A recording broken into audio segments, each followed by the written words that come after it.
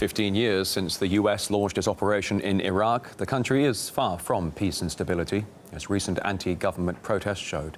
Yet the careers of those in the U.S. media who proclaim the invasion will be a good thing for the country are still going strong. Caleb Maupin has more.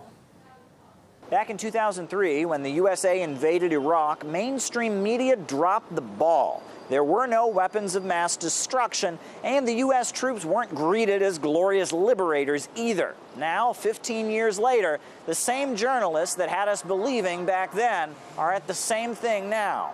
Take Bill Kristol, editor of the Weekly Standard. Back in 2003, he had us convinced that Saddam Hussein was on the verge of using his WMDs against the world. No one questions, furthermore, the basic facts about Saddam Hussein's weapons programs. Now, he was very wrong, but that did not stop his career, not by a long shot. In fact, he's still the editor of the Weekly Standard, which, ironically, has been named a fact-checker by Facebook. He comes on television all the time promoting U.S. military interventions, just like the old days. What do you do when a brutal dictator wants to fight to death?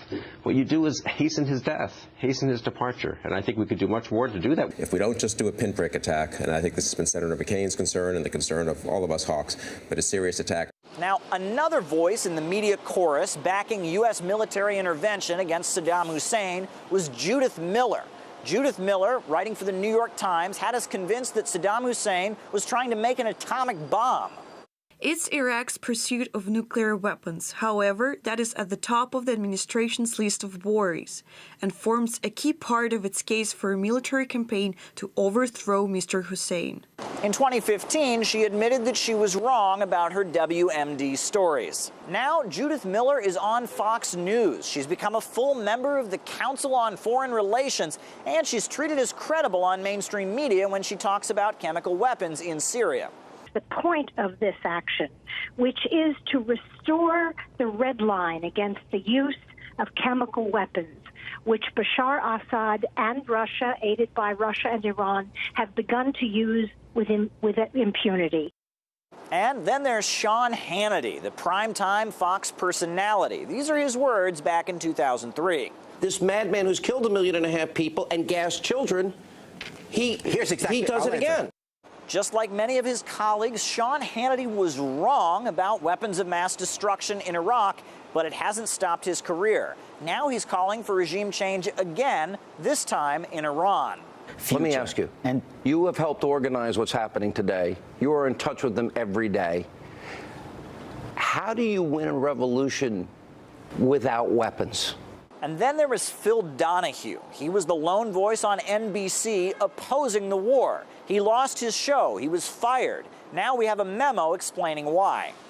He would be a difficult public face for NBC in a time of war. He seems to delight in presenting guests who are anti-war, anti-Bush, and skeptical of the administration's motives. So, we're learning from our mistakes, right? Wrong. We've still got mainstream media in the United States pushing unproven versions of events without firming up the facts. That's okay. It has no impact on the careers of journalists who push a popular version of events. I think if you just look at the way MSNBC, CNN, and Fox cover world affairs and specifically events around countries, you can see that the decision was intentional because of the way they frame their coverage. No opposing voices are permitted when it comes to the U.S. foreign policy. And it's the agenda of the national security state, which makes it, what makes this so dangerous is that American news consumers believe that they're consuming news from a free media, from private media channels, that this isn't state media. But when private corporate media channels fill up the screen with former intelligence and military officials, neoconservatives, and figures who are connected to every regime change operation in the last decade and a half, it is essentially national security state TV advanced in a much more insidious way than state TV could.